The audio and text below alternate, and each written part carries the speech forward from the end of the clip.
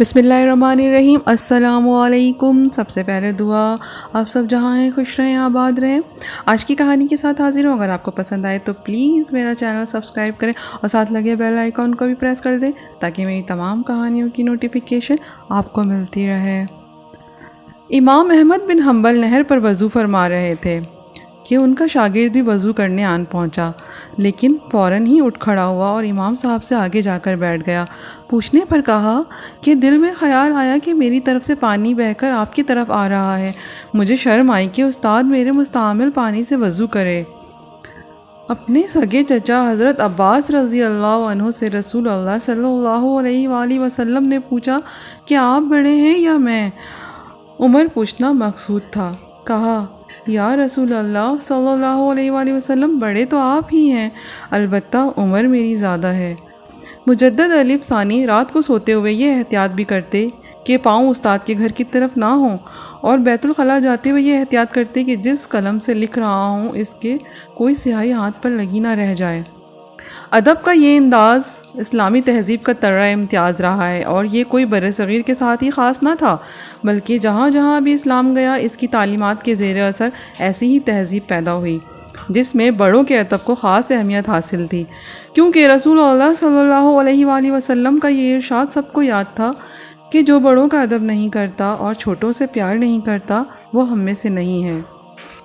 ابھی زیادہ زمانہ نہیں گزرا کہ لوگ ماں باپ کے برابر بیٹھنا، ان کے آگے چلنا اور ان سے اونچا بولنا برا سمجھتے تھے، اور ان کے حکم پر عمل کرنا اپنے لیے فخر جانتے تھے۔ اس کے صدقے اللہ جل جلالہ انہیں نوازتا بھی تھا، اور اسلامی معاشروں میں یہ بات مشہور تھی کہ جو یہ چاہتا ہے کہ اللہ جل جلالہ اس کے رزق میں اضافہ کرے وہ والدین کے ادب کا حق ادا کرے، اور جو یہ چاہتا ہے کہ اللہ جل جلالہ اس کے علم میں اضافہ کرے وہ استاد کا ادب کرے۔ ایک دوست کہتے ہیں کہ میں نے بڑی مشقت سے پیسہ اکٹھا کر کے پلاٹ لیا تو والد صاحب نے کہا کہ بیٹا تمہارا فلاں بھائی کمزور ہے، یہ پلاٹ اگر تم اسے دے دو تو میں تمہیں دعائیں دوں گا، حالانکہ وہ بھائی والدین کا نافرمان تھا۔ اس دوست کا کہنا ہے کہ عقل نے تو بڑا سمجھایا کہ یہ کام کرنا حماقت ہے، مگر میں نے عقل سے کہا کہ اقبال نے کہا ہے اچھا ہے دل کے ساتھ رہے پاسبان عقل، لیکن کبھی کبھی اسے تنہا بھی چھوڑ دے۔ چنانچہ عقل کو تنہا چھوڑا اور وہ پلاٹ بھائی کو دے دیا۔ کہتے ہیں کہ والد صاحب بہت خوش ہوئے، اور انہی کی دعا کا صدقہ ہے کہ آج میرے کئی مکانات اور پلاٹس ہیں، جبکہ بھائی کا بس اسی پلاٹ پر ایک مکان ہے۔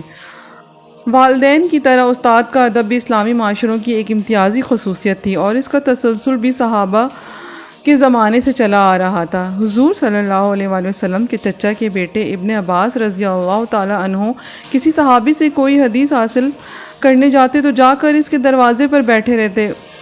اس کا دروازہ کھٹکھٹانا بھی ادب کے خلاف سمجھتے، اور جب وہ صحابی رضی اللہ تعالیٰ عنہ خود بھی کسی کام سے باہر نکلتے تو ان سے حدیث پوچھتے، اور اس دوران سخت گرمی میں پسینہ بہتا رہتا، لو چلتی رہتی، اور یہ برداشت کرتے رہتے۔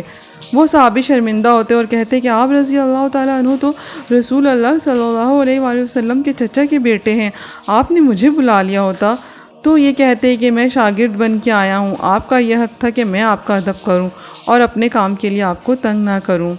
کتنی ہی مدت ہمارے نظام تعلیم میں یہ رواج رہا، بلکہ اسلامی مدارس میں آج بھی ہے کہ ہر مضمون کے استاد کا ایک کمرہ ہوتا ہے، وہ وہیں بیٹھتے اور شاگرد خود چل کر وہاں پڑھنے آتے ہیں، جبکہ آپ شاگرد کلاسوں میں بیٹھے رہتے ہیں اور استاد سارا دن چل چل کر ان کے پاس جاتے ہیں۔ مسلمان تہذیبوں میں یہ معاملہ صرف والدین اور استاد تک ہی محدود نہ تھا، بلکہ باقی رشتوں کے معاملے میں بھی ایسی ہی احتیاط کی جاتی تھی۔